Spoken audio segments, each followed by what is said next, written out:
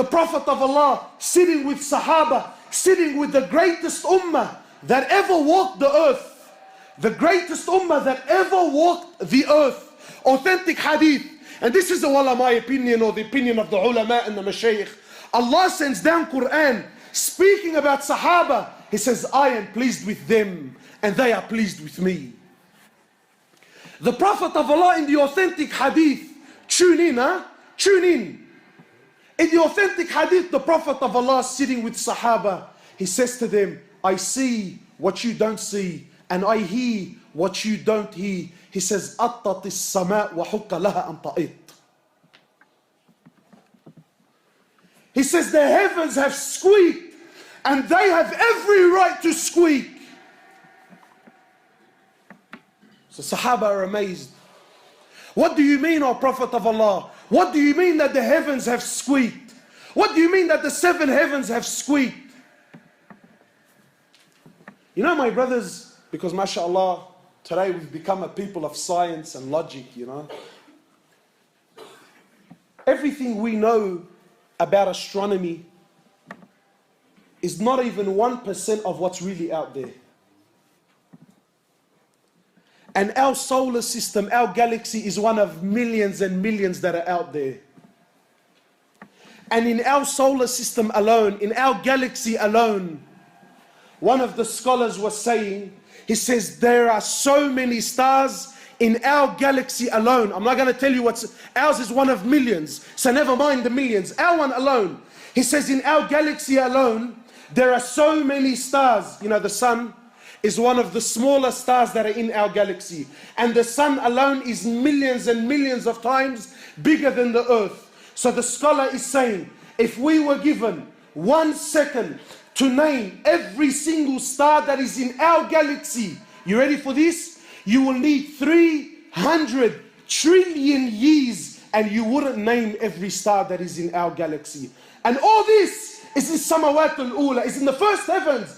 The Prophet of Allah is saying the 7 heavens have squeaked and they have every right to squeak. Why? Why, O Prophet of Allah? Why have they squeaked? You know, sometimes you put a lot of weight onto something, so it starts making noise, it starts giving way because it can't carry the load. The Prophet of Allah says the 7 heavens can no longer carry the load. The load of what? He says, مَا فِي مَوْضِعَ أَرْبَ أَصَابِعَ. There isn't room in all these heavens for 4 fingers except there is an angel in prostration to Allah. And you think Allah needs your money on the way out, huh? You think Allah cares whether you pray or you don't. There isn't room for 4 fingers in all the heavens except there is an angel in prostration to Allah. Angels, from the moment they're created to the moment they stand before Allah, one continuous sajda. They never did anything else. One continuous sajda for billions of years. Yet when they stand before Allah, they say, oh Allah, forgive us. Forgive us, Ya Allah, for we did not give haqq to your ibadah. We didn't give rights. We didn't worship you the way you should be worshipped. And you and I think that Allah needs us. People walking around with a big chip on his shoulder, with an attitude. My brothers, Allah Azza wa Jal doesn't need anyone. Allah doesn't need anyone. In the hadith Qudsi, in the authentic hadith, Allah Azza wa Jal, He says, Ya ibadi, are my slaves. Every single one of you is hungry except whom I feed. Every one of you is hungry except whom I feed.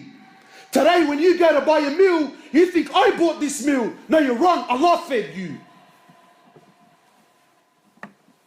So people start looking at their meals and he starts having pride and arrogance. That I don't eat this and I don't eat that. I only eat specific foods. Brother, it's Allah that feeds you.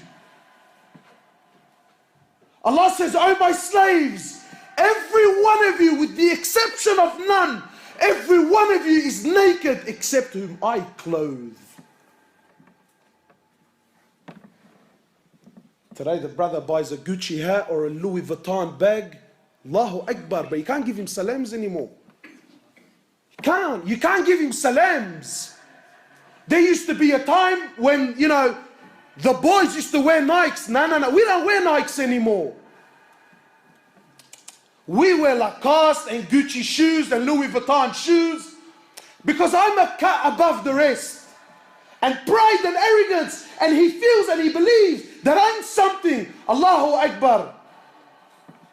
Now all of your wealth has become what your shoes are. What? So if your shoes are something, then you're something. What? And if your shoes are not up to scratch, does that mean you're equal to nothing? Yeah, that's how shallow you become. Now the Muslims, he looks at his clothes and his watch and the car he drives, then he judges where he fits in society. He says, "Oh my slaves, every one of you is naked, except him I clothe. And oh my slaves, every single one of you is lost, except whom I guide." Today the brother comes on to deen. Now he starts looking at everyone. These people are kuffar, these people are lost, these people are going to hellfire. Allahu Akbar. Allahu Akbar. Who died and made you the prophet, man? The prophet never did that. Every one of you is lost except whom I guide. Allah doesn't need anyone. Anyone. Don't ever think, my brother.